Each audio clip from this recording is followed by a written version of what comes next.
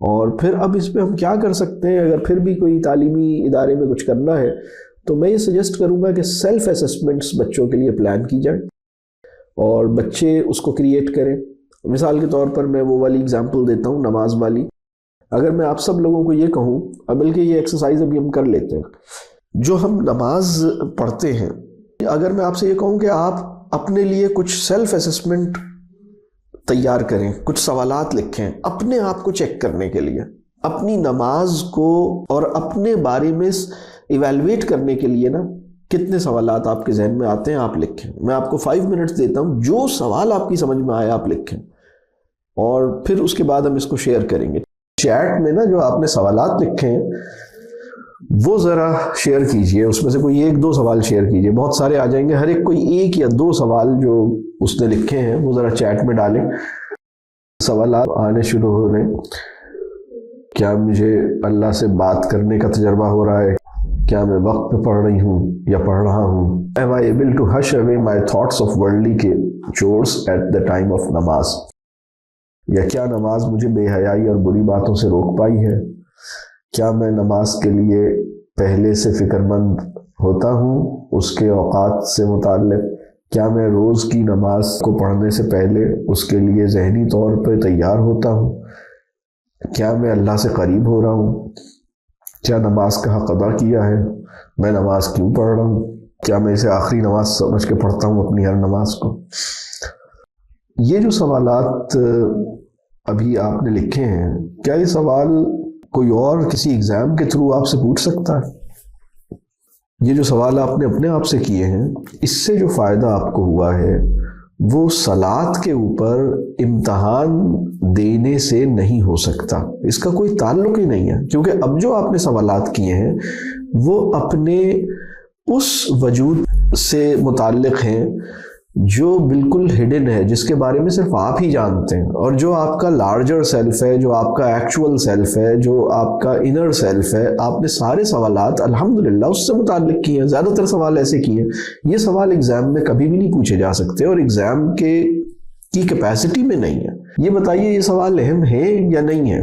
یعنی رکعتوں کی تعداد کیا ہے، اس میں کتنے فرض ہیں، اس میں کتنے نفل ہیں، اس سوال کے مقابلے میں یہ سوال برابر کا اہمیت رکھتا ہے یا زیادہ اہمیت رکھتا ہے؟ بات سمجھ آ رہی ہے؟ یہ سوال کتنے زیادہ امپورٹنٹ ہے. یہ جو کام ہے اس کو ہم کہتے ہیں سیلف اسسمنٹ. اچھا، سیلف اسسمنٹ اگر ہم بچوں سے، یعنی اب جو میں ریکمنڈیشنز 3 ریکمنڈیشنز دوں گا، ایک ریکمنڈیشن یہ ہے کہ ہم سیلف اسسمنٹس بچوں سے پریپیئر کروائیں اور کوشش کریں کہ جو کچھ بھی ہم پڑھا رہے ہیں، فزکس پڑھا رہے ہیں، اسٹوری ٹیلنگ کر رہے ہیں، ڈرائنگ یا آرٹ کا کوئی سبجیکٹ ہے، آپ بچوں سے پوچھیں کہ ایک اچھے آرٹ ورک کی کوالٹیز کیا ہوتی ہیں. مطلب وہ خود، مطلب تم اپنے آرٹ ورک کو کیسے ایویلویٹ کرو گے؟ اپنے آرٹ ورک کو ایویلویٹ کرنے کا ایک کرائیٹیریا بناؤ. جیسے جیسے علم آتا جائے گا وہ کرائیٹیریا خود ہی امپروو ہوتا جائے گا. تم اپنے روزے اور اپنی نماز کو ایویلویٹ کرنے کا کرائیٹیریا بناؤ. ایک اچھے اسٹوڈنٹ کو کیسا ہونا چاہیے، ایک اپنے لیے چیک لسٹ بناؤ. خود ہی بنائے گا ایک اچھے، اور وہ اپنے آپ سے سوال کرے گا، کیا میں ایسا کرتا ہوں، کیا میں یوں ہوں، کیا میں یوں ہوں، اپنے بارے میں سوال کرے گا. ایون اگر اس نے کوئی پیس آف رائٹنگ لکھا ہے تو وہ اپنے پیس آف رائٹنگ کو ایویلویٹ کرنے کے لیے ایک کرائیٹیریا اس سے کہیں کہ وہ بنائے، اور وہ اپنے لیے بنائے، اس کرائیٹیریا پہ اپنی رائٹنگ کو ایویلویٹ کرے. یہ ہے سیلف اسسمنٹ. اور اس کے اندر ہم کبھی کبھی یہ بھی کر سکتے ہیں کہ ہم کوئی سیلف اسسمنٹ ٹول یعنی ہم ڈیولپ کریں، یا ہم کہیں سے اگر ہمیں اچھا ملتا ہے تو وہ لیں اور وہ بچوں سے شیئر کریں کہ بھائی مثال کے طور پر اپنی نماز کا جائزہ لیجئے. فرض کیجئے ہم ایک ہینڈ آؤٹ بناتے ہیں جس کے اوپر لکھا ہے اپنی نماز کا جائزہ لیجئے، اور اس میں 20 سوالات لکھے ہیں جو اپنی نماز کا جائزہ لینے سے متعلق ہیں. اور وہ جو سوالات ہیں، اگر یہ سوال کسی نے ایگزام میں پوچھنا شروع کر دیے نا تو اس کی اسپرٹ ختم ہو جائے گی. اگر ان سوالوں کے اوپر نمبر دینا اور گریڈ دینا شروع کر دیا تو اس کی جو روح ہے وہ ختم ہو جائے گی، پھر مقصد فوت ہو جائے گا. اس کا طریقہ یہ ہے کہ یہ سوال اس کو دیے جائیں اور یہ خود اپنے آپ کو ان سوالوں کے سامنے رکھے اور اس کو ایویلویٹ کرے اور اس کا رسپانس ہم سے شیئر نہ کرے، اپنا کوئی ریفلیکشن شیئر کرنا چاہے تو کرے۔ یہ جو ایجوکیشنل پروسیس ہے نا، جس میں بچہ سیلف اسسمنٹ کرتا ہے، اس پر اپنے آپ کو ریفلیکٹ کرتا ہے اور اپنی ریفلیکشنز کو اگر کمفرٹیبل ہوتا ہے تو شیئر کرتا ہے، یہ سب سے قیمتی ایجوکیشنل ایکسپیرینس ہوتا ہے۔ یہ بہت اچھا، اس کے اوپر پھر ڈسکشن، کانورسیشنز، وہ ایک اچھی چیز ہوتی ہے۔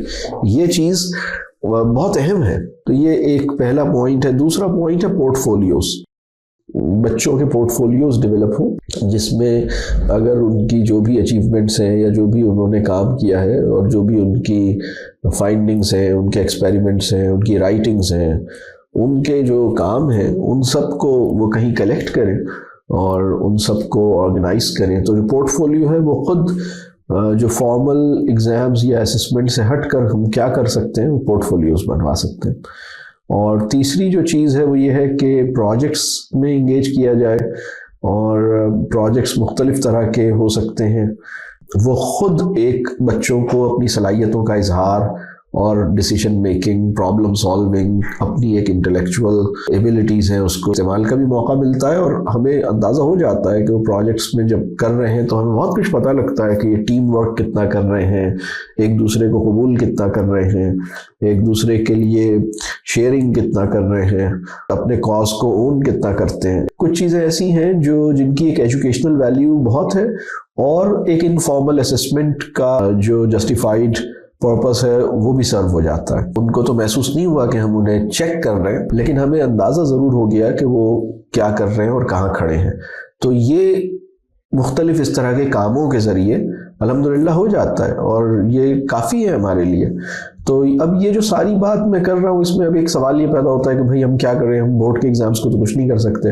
تو ٹھیک ہے، بورڈ کے ایگزامز کو کچھ نہیں کر سکتے، آپ اسے کچھ نہ کریں فی الحال، لیکن جو گریڈ 8 تک کے جو ایگزامز ہیں، پری اسکول سے لے کے اور پرائمری اور لوور سیکنڈری یا جو بھی ٹل گریڈ 8، وہاں تک تو ہم اس کو ختم کر سکتے ہیں، اور اس کو تو ہم ایگزام فری اور اسٹریس فری بنا سکتے ہیں۔ پھر ایک سوال یہ پیدا ہوتا ہے کہ اچھا، اگر ہم نے ایگزامز نہیں لیے اور فیوچر میں اس نے ایگزامز دینے ہیں، تو پھر کیا وہ ایگزامز تو پھر وہ دے گا ہی نہیں؟ ایسا نہیں ہے، بلکہ بچے جب وہ میچیور ہوتے ہیں اور انہیں سمجھ آتا ہے کہ اچھا، مجھے اگر فلاں کالج میں یا فلاں یونیورسٹی میں جانا ہے اور اس کے لیے یہ ایگزام ریکوائرڈ ہے، تو وہ خود ہی اس کو، مطلب ان کے پاس اس کی ایک ریزن ہوتی ہے اور وہ خود اس کو آپٹ کرتے ہیں۔ تو اگر اس نے خود اس کو لیا ہے تو پھر وہ اس کو اپنے اس سے کرے گا۔ لیکن بہرحال اس کے اندر بھی ہمیں اپنی طرف سے اس کو اسٹریس یا پریشرائز نہیں کرنا چاہیے، ہمیں اس کو اس چکر میں نہیں ڈالنا چاہیے کہ فلاں یونیورسٹی میں لازماً لینا ہے، اگر وہاں فلاں کالج یا فلاں یونیورسٹی میں تم نے نہیں لیا تو بس پھر تو بہت برا ہوگا۔ ایسا نہیں کریں، پریشرائز نہیں کریں، اتنی ایکسپیکٹیشنز اس سے اتنی زیادہ ایسی اسپیسیفک نام اس طرح لگا لیں کہ وہ ایکسپیکٹیشنز کا جبر یا توقعات کا جبر پیدا ہو جائے۔ تو بالکل ریلیکس معاملہ کریں، ٹھیک ہے بیٹا، جہاں یہاں ہو جائے تو بھی ٹھیک ہے، کسی اور یونیورسٹی میں ہو جائے تو بھی ٹھیک ہے، اور اگر نہیں ہو تو بھی ٹھیک ہے، کوئی مسئلہ نہیں ہے۔ دنیا میں ضروری نہیں ہے کہ یونیورسٹی میں جانا فرض ہو، تو جو مرضی کرو، کوئی مسئلہ نہیں ہے، آرام سے۔ اصل چیز ہے تمہارا علم، اصل چیز ہے تمہاری ذہنی صحت، اصل چیز ہے تمہارا اخلاقی وجود، اصل چیز ہے تمہارا سینس آف رسپانسبلٹی، اصل چیز ہے تمہاری زندگی کی معنویت۔ یہ چیزیں ہمارے لیے امپورٹنٹ ہیں۔ ہم تمہیں اتنا ہیوج ایک ایسا ذہنی تناؤ دے کر اور تمہیں اتنا چکر میں ڈالیں، اس چیز سے ہمیں بچنا چاہیے۔ اور وہ دے دیتے ہیں امتحان بھی، اگر انہیں دینا ہوتا ہے نا۔ میں ایسے سینکڑوں بچوں کو جانتا ہوں جنہوں نے اپنی لائف کا پہلا ایگزام ڈائریکٹ بورڈ ایگزام ہی دیا، اس سے پہلے انہوں نے نہیں دیا۔ بعض اور بھی ممالک ہیں جنہوں نے ایگزامس نہیں لیتے، آپ کے علم میں ہے، دنیا میں بہت سے ایسے ممالک ہیں جہاں پہلا امتحان بچوں کا 15 سال کی عمر میں لیا جاتا ہے، اس سے پہلے نہیں لیا جاتا کوئی فارمل ایگزام۔ لیکن پاکستان میں اور بہت سی اور سوسائٹیز میں بھی، مجھے صرف پاکستان کی بات کیوں کروں، میں نے جو ابھی ڈیٹا آپ سے نفسیاتی مسائل کا شیئر یا وہ سوسائڈس کی ٹینڈنسی کا شیئر کیا، وہ تو یو ایس کا ڈیٹا شیئر کیا نا، اس لیے کہ وہاں ریسرچ اور ڈیٹا مینجمنٹ بہت زیادہ ہے، وہ تو ڈیٹا بہت کلیکٹ ہوتا ہے، تو وہاں کا ایک ڈیٹا ہے۔ ہمارے یہاں اتنا ڈیٹا کلیکٹ نہیں ہوتا، لیکن آپ اندازہ کر سکتے ہیں کہ اگر وہاں کا ڈیٹا یہ ہے تو پاکستان کا ڈیٹا کیا ہوگا یا انڈیا کا ڈیٹا کیا ہوگا۔ یہ آپ کو بہت اچھی طرح، مجھ سے زیادہ بہتر آپ کو اندازہ ہے کہ اگر یو ایس کے اندر اتنے فیصد لوگ اس طرح کی ٹینڈنسی میں ہیں تو یہاں تو کیا مسائل ہوں گے۔ پچھلے 15-20 سالوں میں نفسیاتی وارڈز میں اور نفسیاتی ہسپتالوں میں اور نفسیاتی کلینکس میں بچوں کا لایا جانا، اس کا ریشو بہت بڑھ گیا. مطلب پہلے یہ ہوتا تھا کہ نفسیاتی پرابلمز بچوں کے ساتھ اس نوعیت کے نہیں ہوتے تھے، لیکن اب یہ اتنا زیادہ ہو گیا ہے، اور وہ 8 سال اور 7 سال اور 10 سال کے بچے ہیں اور انہیں اتنا ایکیڈیمک سٹریس ہے.